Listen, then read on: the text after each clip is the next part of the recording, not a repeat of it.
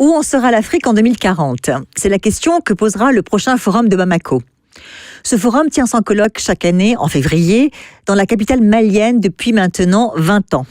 Créé en 2001 par Abdoulaye Coulibaly à partir d'initiatives privées, puis encadré à partir de 2008 par la fondation du Forum de Bamako, que le président fondateur de l'Institut des hautes études en management du Mali, l'IHEM, continue de présider, le Forum de Bamako peut se targuer d'avoir duré. Et ce, malgré les nombreux aléas qui ont frappé le Mali ces dernières années. Aujourd'hui, un rendez-vous annuel incontournable en raison des rencontres informelles et des discussions sur les grands thèmes transversaux qui préoccupent les Africains comme les Européens. Ce petit Davos africain doit son succès à sa très grande liberté de ton et à la qualité de ses intervenants. Tout en ayant su rester, au fil des ans, une tête de pont et une force de proposition pour les sociétés civiles africaines, la diaspora malienne et un certain nombre de décideurs et d'organisations panafricaines comme européennes et onusiennes impliquées dans les questions liées au développement. En 2040, on sera 10 ans après l'achèvement des ambitieux ODD, les objectifs du développement durable fixés par les Nations Unies. Mais rien n'est moins sûr, au train où vont les choses, que l'Afrique aura réussi à remplir la totalité des 17 objectifs sur lesquels elle s'est engagée. On sera également à mi-parcours de l'agenda 2063, un projet majeur de l'Union africaine, où là, les progrès, au moins sur le plan économique, risquent d'être un peu plus rapides. Et le forum de Bamako, s'il existe toujours, aura alors 40 ans.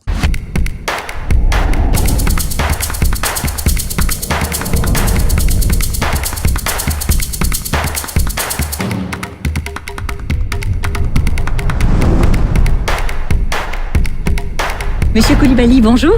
Bonjour. Alors, merci d'avoir accepté d'être notre invité. Afrique, cette semaine, pas trop dur de braver les grèves en France ? Non, on s'y habitue. J'ai vécu ça en 95, c'était pire. Ah, bon, il faut dire qu'au Mali, non plus, la situation n'est pas facile en ce moment. Et cela, d'ailleurs, dure depuis un bon moment. Ainsi que dans les autres pays du G5 Sahel. Le président Ibeka, votre président, était dimanche à Niamey, à une réunion des chefs d'État sur le Sahel, après l'attaque djihadiste perpétrée le 11 décembre contre la ville garnison de Inates, sur la frontière entre le Niger et le Mali. Et 71 militaires nigériens ont perdu la vie. Alors, très peu a filtré des conversations entre les 5 chefs d'État du G5 Sahel. Est-ce que vous savez exactement de quoi ils ont parlé ? N'étant pas un chef d'État, je ne sais pas. Oui, mais vous avez beaucoup d'entre-gens et vous avez aussi parfois les confidences du président Ibeka. Je ne pourrais pas dire que j'ai les confidences du président Ibeka, mais je peux dire, après avoir écouté un certain nombre de presse, qu'ils ont surtout parlé d'abord de la tristesse de ce que nos armées vivent, mais aussi demandé à se remobiliser, qu'il y ait plus d'union, plus de cohésion, plus de partage d'informations, plus de synergie entre les forces en présence, mais aussi demander à l'ONU de revoir, au Conseil de sécurité particulièrement, de revoir les conditions de travail de la MINUSMA sur place, entre autres. Tout à fait. C'était une demande qui a été émise à plusieurs reprises par les chefs d'État africains. Donc, revoir le mandat de la MINUSMA. Vous y êtes favorable ? Je suis favorable pour la simple raison que la population ne comprend pas toujours qu'il y ait 20 000 personnes sur place et qu'il y ait tant de morts. Et on dit que ces forces sont là pour protéger la population. Donc la population s'interroge. L'ONU a tendance à dire qu'ils ne sont pas là pour faire la guerre. Donc il y a un certain nombre de paradoxes. Voilà pourquoi je comprends les populations et je comprends les demandes de nos chefs d'État qui ne se sont pas contentés que de cela. Ils ont demandé à ce que les différents pays aussi fassent l'effort pour mobiliser des ressources pour faire face aux enjeux. Et ils ont demandé aux partenaires qui avaient promis de financer le G5 Sahel, d'honorer leurs engagements. Tout à fait, en tout cas dans les opinions publiques de ces pays, et notamment au Mali. Alors, est-ce que vous, personnellement, vous avez été choqué quand Emmanuel Macron a annoncé en marge d'une réunion de l'OTAN qu'il allait convoquer un sommet du G5 Sahel à Paris ? Celui-ci était initialement prévu aujourd'hui, lundi 16 décembre, et a été bien sûr reporté à cause des événements au Niger.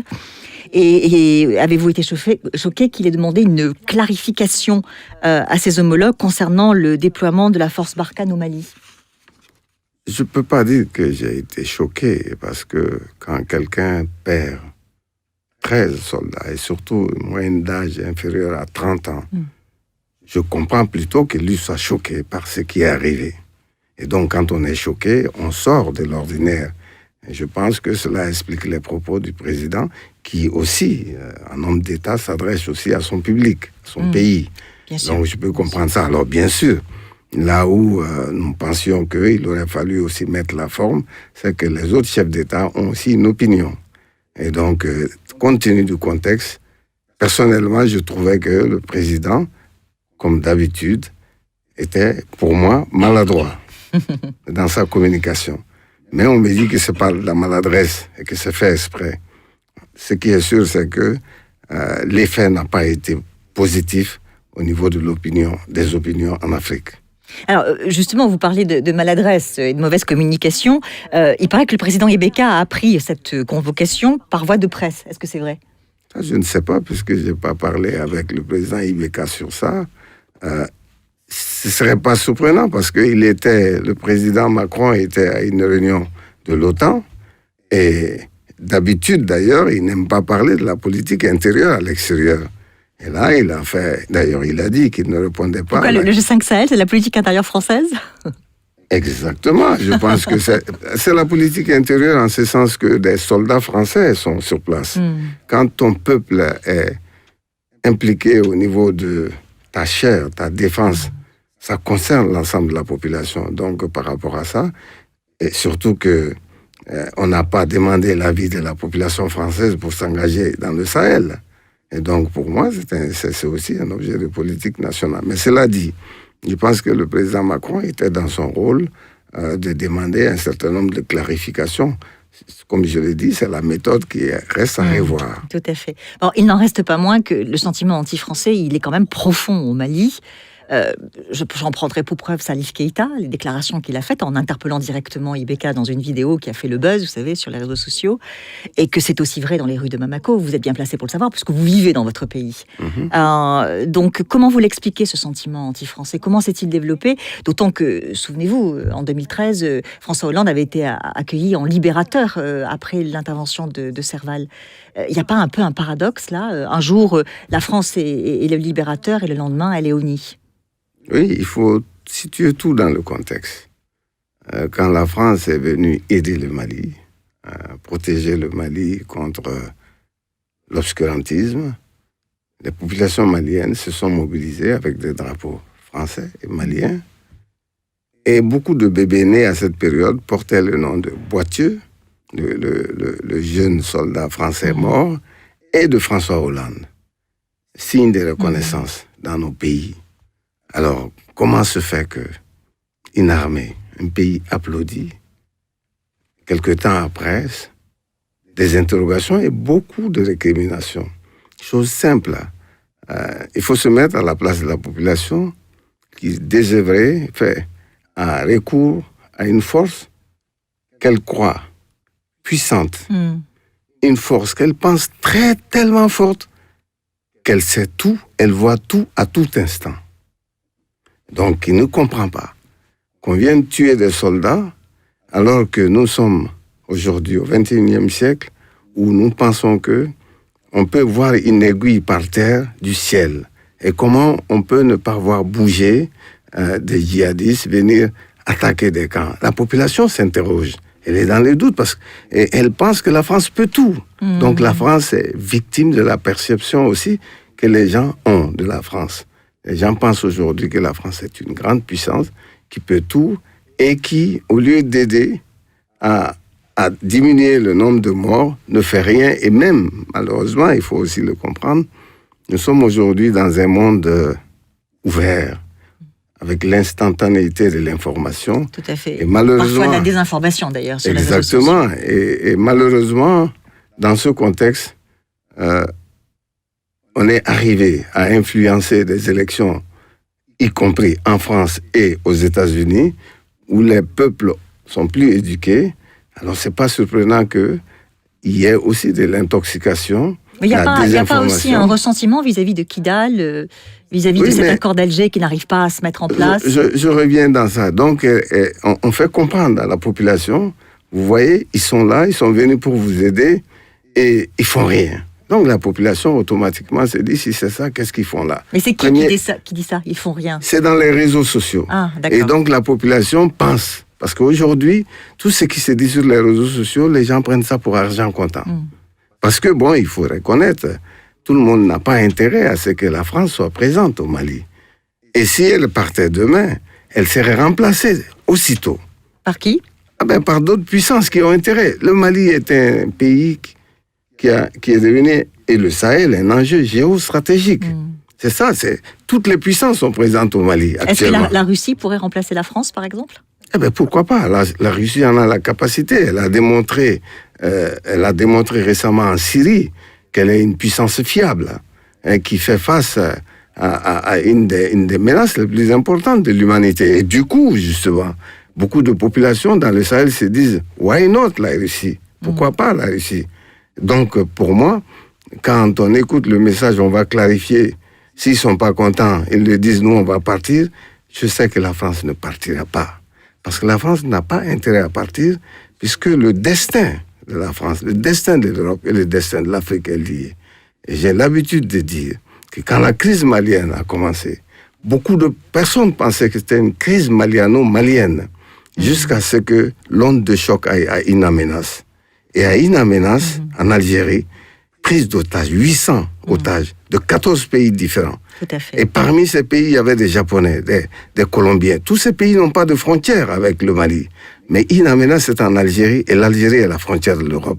Le feu était à la porte de l'Europe. Voilà pourquoi la France est intervenue, aidée par les autres. Donc, sauver le Sahel, sauver le Mali, c'est aussi préserver l'Europe. Au-delà de ça, comme vous le dites si bien, vous êtes venu par rapport à Kidal. Il se trouve que des dirigeants français, et singulièrement le Premier ministre Juppé, ont eu à dire effectivement qu'eux avaient aidé des gens, donc le mouvement de libération de l'Azawad, notamment à pénétrer à Kidal. Et c'est quand ils ont vu que ce mouvement a été débouté à Tombouctou par les djihadistes qui ils se sont fait avoir. Et du coup, ça a créé la suspicion dans la population malienne qui s'est dit, en fait, ils venaient pour donner cette partie à des indépendantistes. Et donc, ce problème fait qu'aujourd'hui, les gens doutent de la sincérité de la France. Il se trouve que pas mal de responsables français ont corroboré cette thèse. Voilà, donc la population s'est dit, mais si les Français même le disent, donc c'est vrai. Oui, donc déception et désarroi, déception et ressentiment. Exactement, et défiance. Défiance, parce qu'il y a un problème de confiance. Parce que l'autre élément important, il ne faut pas cacher, lorsque vous travaillez sur un territoire, la moindre des choses, c'est qu'on partage les informations et qu'on coordonne. Donc, si vous donnez l'impression d'agir sans les gens, alors les gens se disent, mais en réalité, ils ne sont pas là pour nous, on nous méprise. Et c'est ce que fait la France. Certaines de ces actions sont perçues comme, je dirais, de la suffisance où on méprise les gens. Et quand les gens sont dans cette dynamique, alors ils rentrent dans une posture de défiance. Et c'est ça, je pense aussi qu'il faut corriger par des messages. J'ai écouté récemment le message du général Lecointre, un grand monsieur. Il a dit quelque chose d'assez important. Il a dit, dans le passé, des Africains, des Maliens singulièrement, des Sahéliens sont venus aider la France. Et donc, autour de la France, de venir secourir. De tels messages sont des messages constructifs. Et quand on est dans cette dynamique, quoi de mieux que de se parler. Et la proposition qui consisterait à dire que l'armée française passerait en seconde ligne et que l'armée malienne passerait en première ligne, c'est réaliste? Tout est réaliste quand c'est bien planifié. Tout est dans la planification stratégique. Parce que quand on planifie et qu'on ordonne les choses, on programme.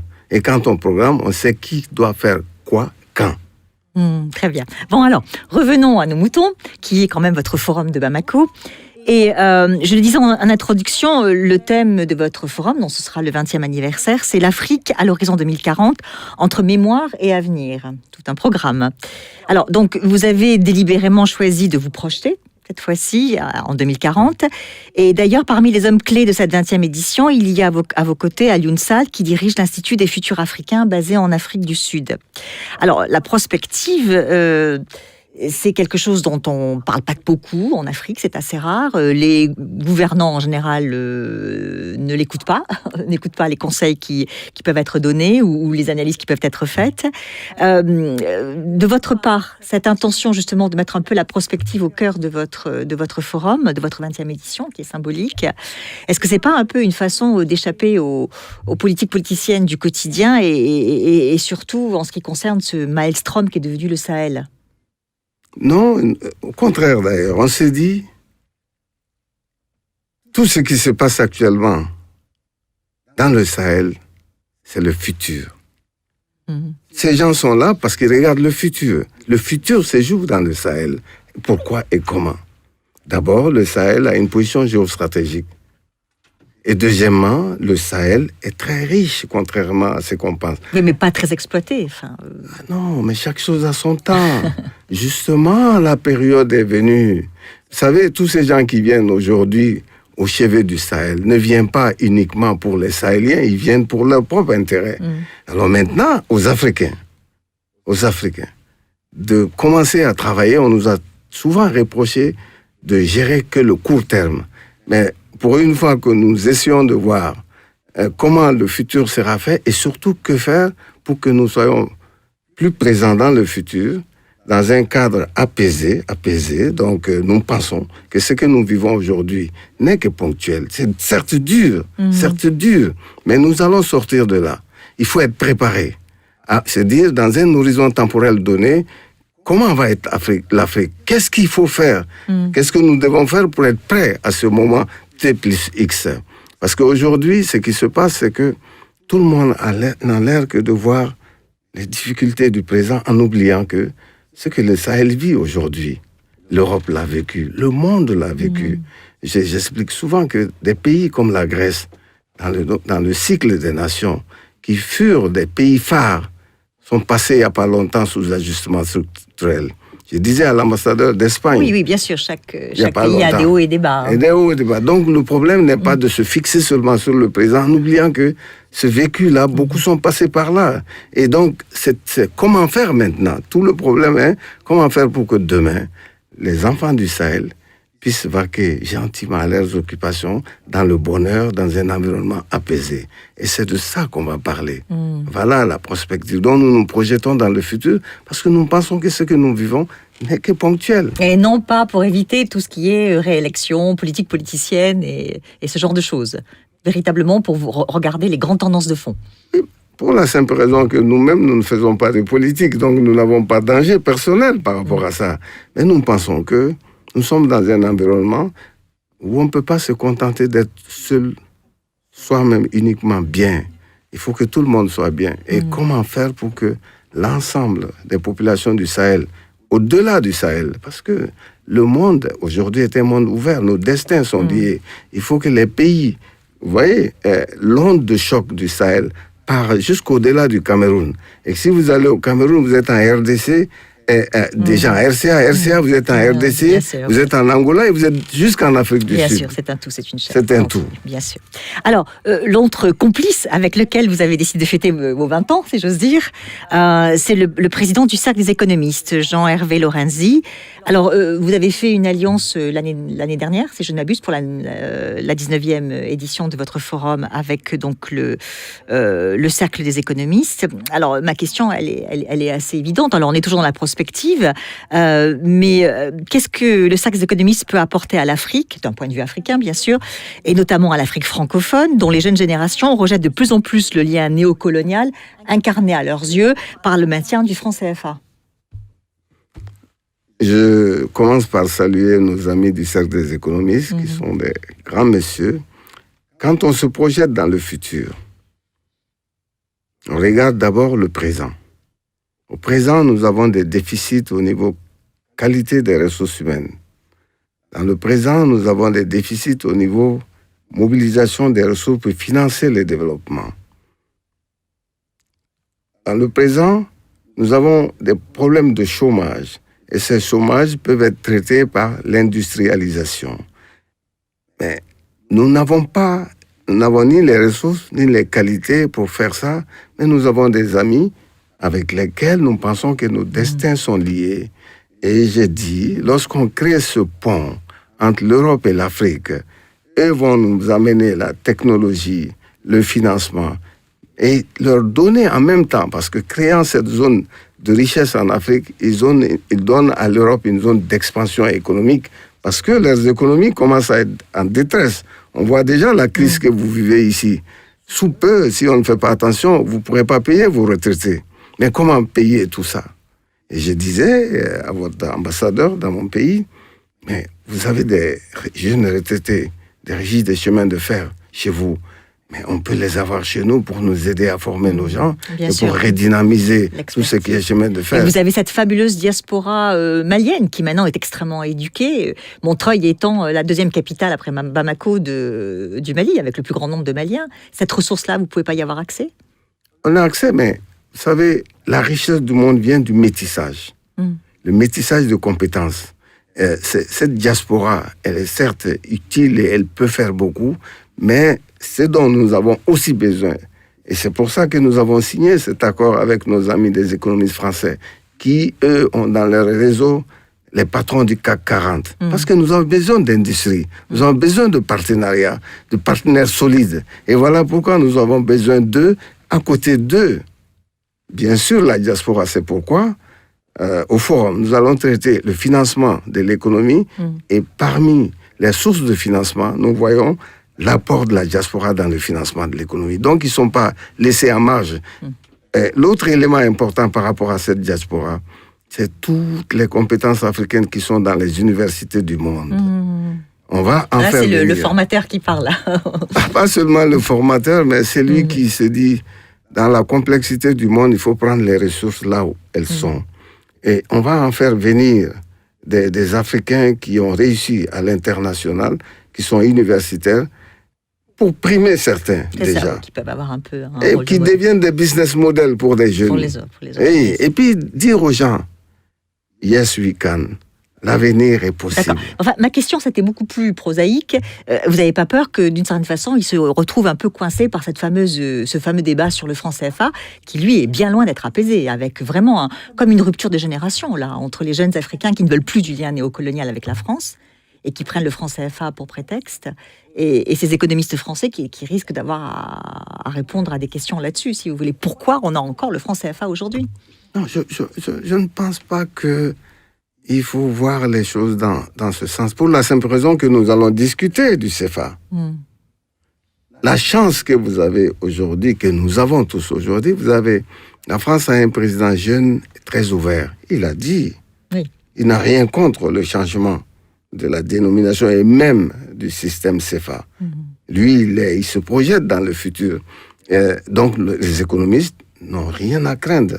D'abord, c'est des intellectuels. Il y avait un moment où, quand on veut financer une économie, on s'est dit quelle monnaie. Donc, on va en débattre. Ils seront là pour parler de ça. Il n'y a pas de raison d'avoir peur. D'accord. Alors, enfin, vous avez choisi comme grand témoin pour cette 20e édition le réalisateur-écrivain Amos Gitaï, que l'on ne présente plus.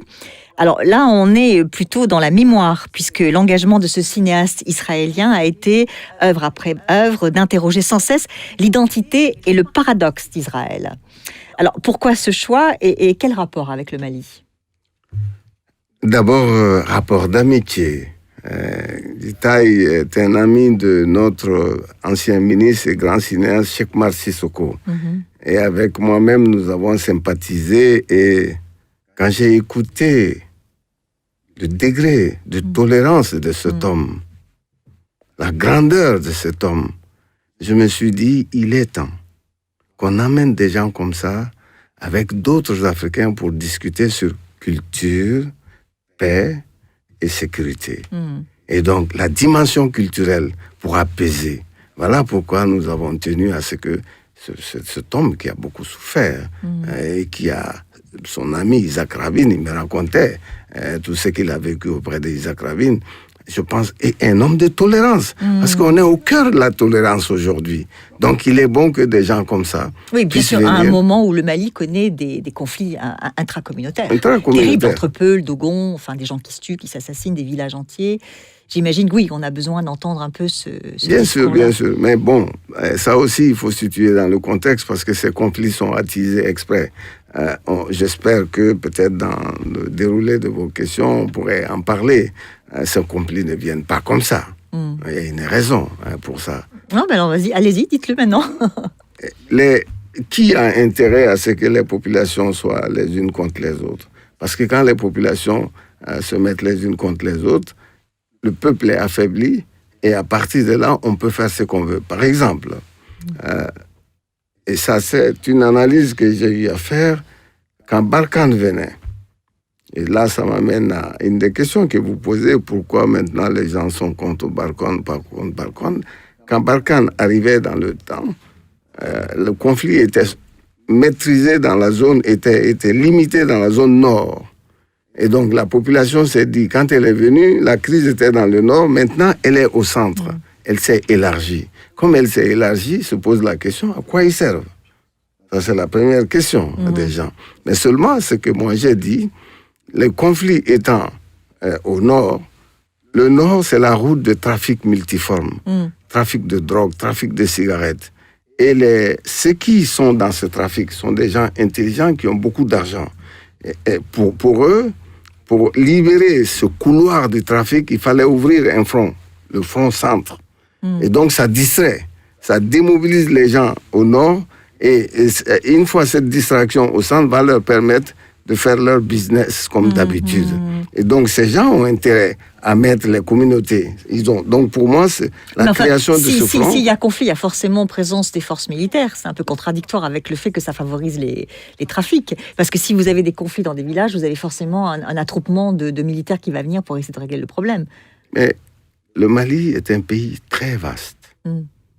D'ailleurs, si on est à la crise aujourd'hui, c'est parce que le territoire, 1 204 000 km², pour 15 millions d'habitants. Donc, les militaires ne sont pas partout. Et donc, ça nous amène dans la prospective à un des éléments que nous allons traiter, la gouvernance territoriale. Alors, vous me tendez l'affaire, justement, j'allais vous poser la question. Alors, parmi les sous-thèmes, vous en avez choisi justement un, qui est celui d'un État fort, un État stratège et un État social en Afrique à l'horizon 2040. Alors ça, comme vous le dites, ça nous place au cœur de la gouvernance en Afrique et au Mali en particulier. Alors, malheureusement, quand on parle d'Afrique et qu'on parle de gouvernance, on parle toujours de mauvaise gouvernance.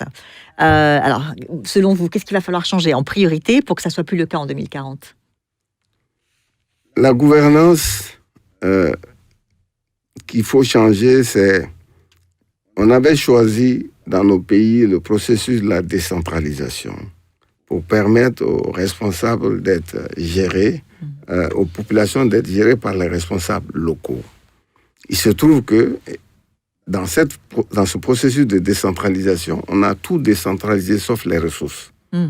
Et c'est ça qu'il faut changer. C'est ça aussi une malgouvernance. Parce que le pouvoir central a continué à gérer les ressources au plan central et les responsables qui étaient sur place responsabilisés n'ayant pas de ressources, malheureusement, et ça nous amène à ce qu'on appelle la malgouvernance, ont commencé à se servir sur la bête. Et du coup, cela a créé des sentiments d'injustice ou de perception d'injustice ou des sentiments qu'il y a beaucoup de corruption dans cette zone. Ce qui fait que les responsables, les maires, les préfets, sont remis en question par la population. Et c'est tout ça qu'il faut changer. Donc, l'idée de base, c'est quoi maintenant? Conjuguer en voyant en place le phénomène de la croissance démographique et les difficultés. Il y a un autre des thèmes que vous voulez aborder. Et le changement climatique, ce qui fait des pressions dans le monde rural, qui fait que les populations dans toutes ces zones-là sont désœuvrées. Et il faut faire en sorte que les populations dans cette zone sortent de ce qu'on appelle l'inégalité ou qu'on perçoit comme inégalité. Et comment ? Non, alors juste, je veux rebondir sur la question de la décentralisation qui est très importante. Vous avez bien raison, puisqu'en fait le Mali, c'est vraiment l'échec patent. Mais justement, vous disiez que le Mali est un grand pays en termes de superficie. Est-ce qu'un grand pays comme le Mali peut être gouverné avec un État centralisateur jacobin sur le modèle français ? Non. Est-ce qu'il ne faudrait pas un modèle d'État un peu plus, disons, fédéraliste ? Je sais que c'est un mot qui fait peur en France, mais un peu plus sur un modèle fédéral. Non, même si il faut aller étape par étape. Parce que Je disais à certains de nos amis, il ne faut pas que le médecin devienne le criminel. Parce que vous créez, on va d'abord dans une étape de décentralisation. Cela n'ayant pas marché et en créant tout le désordre que nous vivons, vous dites d'aller encore plus loin. Encore faudrait-il s'asseoir et évaluer qu'est-ce qui a marché et qu'est-ce qui n'a pas marché. Et en tout aller cas, la maintenant... décentralisation au Mali, ça n'a pas marché. Hein. Bon, dans tous les cas, le plus important, nous allons traiter. On va avoir une journée et demie sur le processus. Je fais venir, d'ailleurs, pour votre information, nos amis du Maroc qui vont venir présenter le processus de régionalisation. Et donc, nous allons aussi nous servir des exemples des autres. Même si nous avons commencé la régionalisation, mais il faut être patient. Le problème, si vous voulez nous amener dans le fédéralisme, dans des zones où il n'y a presque pas d'habitants, j'ai dit, parce que au Mali, dans certaines parties, vous avez une densité de 2 habitants au kilomètre carré. C'est un défi énorme de développement. Donc, il faut aller progressivement. Le problème, c'est éviter d'agir par mimétisme. Tout à fait. Oui. Ouais, il faut... Et une réalité qui marche, par exemple, au Nigeria, qui est un État fédéral, ne marchera peut-être pas forcément au Mali. Bon, sûr. Dans tous les cas, il faut aller progressivement, il faut aller par étapes. La sagesse n'est pas non plus d'ajouter du désordre au désordre. Un peu d'humilité. C'est pour ça que j'ai dit aux gens, quand on vient dans des pays, quelles que soient les difficultés d'un pays, il faut beaucoup de respect et de considération pour les habitants de la localité. Ça ne plaît à personne d'être dans les désordres, d'être derrière, d'être dans la souffrance. Souvent, on arrive dans des situations malgré nous-mêmes. Mais souvent aussi, on apprend de l'épreuve. Et je pense que nous avons appris, on a commencé à réfléchir. Un des penseurs de la décentralisation au Mali, le ministre Ousmane Sy, sera là. Il a fait déjà un pré-document qui est vraiment très intéressant. Nous allons en discuter avec le ministère de l'administration territoriale. Mais ce problème n'est pas posé qu'au Mali. On voit le problème même au Cameroun. Donc, et ce problème se pose au Mozambique pour dire que la gouvernance territoriale est demain la stratégie sur laquelle nos pays devraient s'appuyer pour aller de l'avant. Tout à fait. Alors, parmi un des autres sous-thèmes, vous avez aussi les déterminants prioritaires pour un décollage économique effectif de l'Afrique à l'horizon 2040. Ça, c'est votre 4e thème. Alors, il y a bien sûr la zone de libre-échange continentale dans laquelle l'Afrique veut s'engager.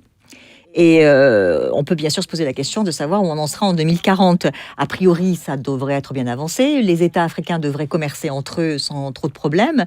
Mais alors, quand on voit, par exemple, on parlait du Nigeria, quand on voit, par exemple, qu'un pays comme le Nigeria, qui est censé être un peu la locomotive de la CEDEAO, ferme ses frontières avec ses voisins pour des questions de taxes sur des importations de riz et des camions, est-ce que ça ne fait pas un petit peu peur? Est-ce qu'on va vraiment avancer ou c'est juste sur le papier pour l'instant? Cette histoire de ZLECAf. Moi, je ne m'arrête pas au cas du Nigeria et du Bénin. D'abord, nous sommes au début d'un processus. J'ai dit personnellement, créer une zone, c'est une chose. Mais quand on crée une zone d'échange, on échange quoi? Des produits.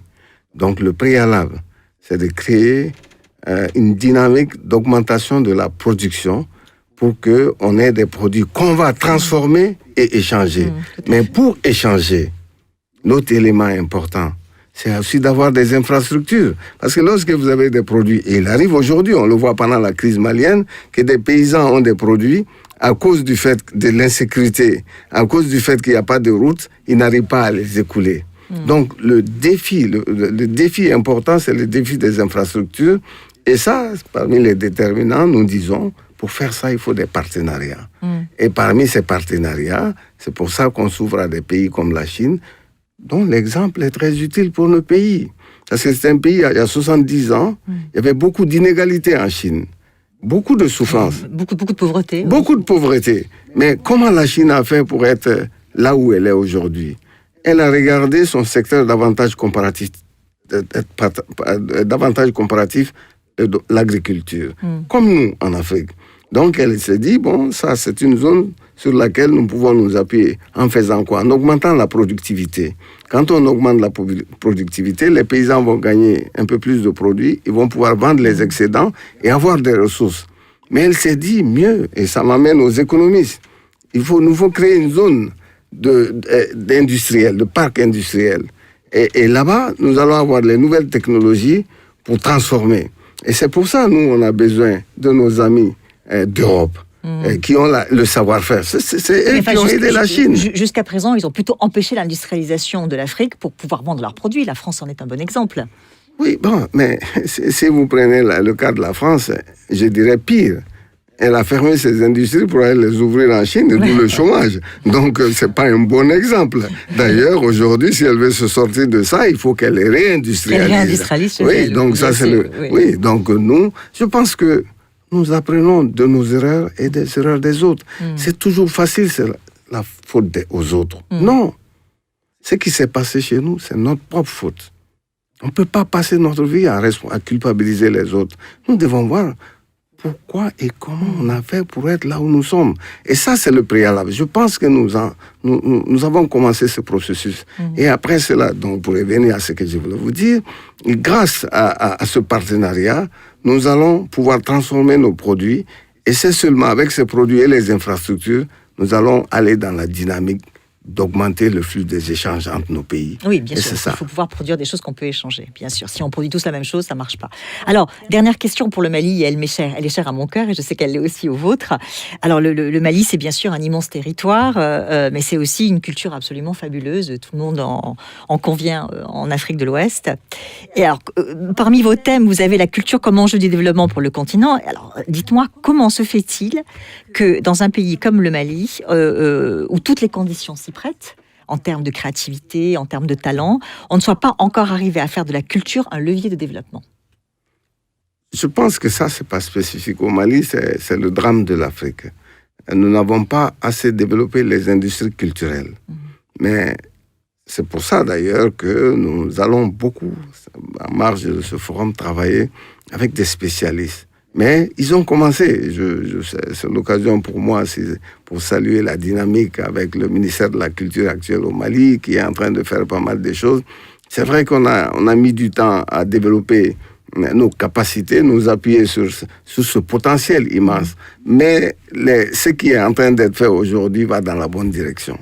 Pas seulement au Mali, mais dans tous les pays de l'Afrique. Alors, c'est un petit peu, enfin bon, c'est dans le sens de votre forum qui est en prospective, mais c'est un peu dire toujours demain. Or, demain, on sait que la population de l'Afrique va faire un saut absolument exponentiel. Donc, la population du Mali, par rapport à la démographie actuelle, en 2040, ça sera combien d'habitants? À l'horizon 2040, le Mali va avoir presque 40 à 50 millions d'habitants, mais seulement. Va doubler presque. Le plus important dedans, je viens de Chine.